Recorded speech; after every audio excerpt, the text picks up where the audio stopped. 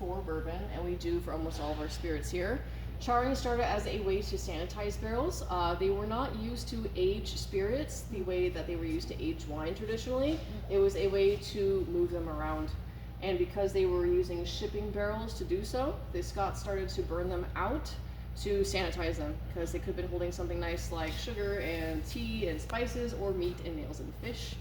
They started this to basically bootleg their spirit around when the pot stills and pot still distilled scotch was being overtaken by the column still, which was invented by a tax collector.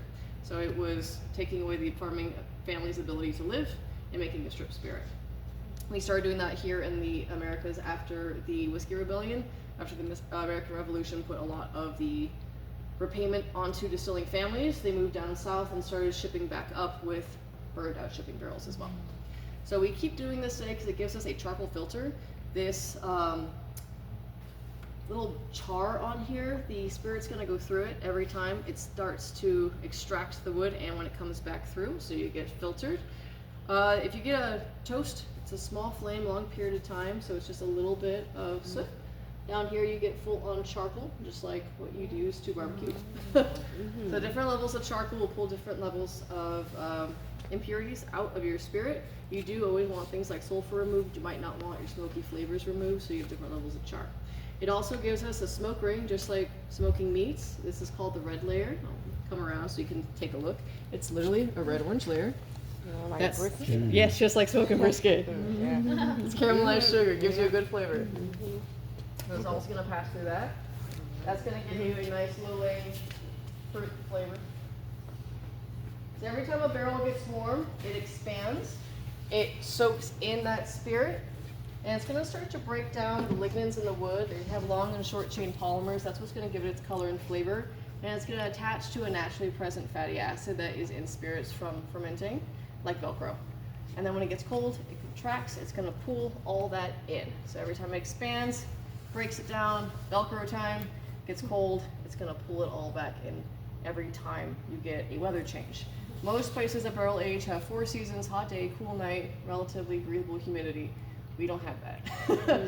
We have about 2 seasons as far as the barrels are concerned, hot and cold, and they last for about 6 months at a time. So we have about 6 months of extraction where these barrels get fatter and fatter and fatter and very stressed. If you look over like where you see that agave or that bourbon right above you here, they can get too stressed, they can crack.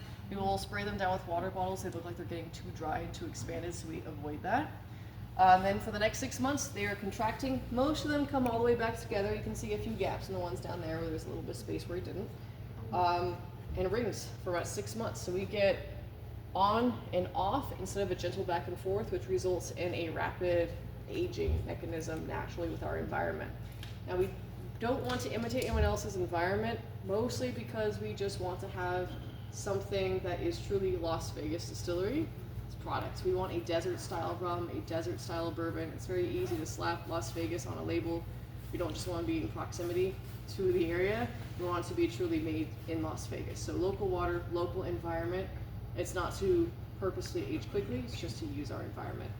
On the same note, we have a very dry air, so we get an inverse angel share. It's very Vegas style.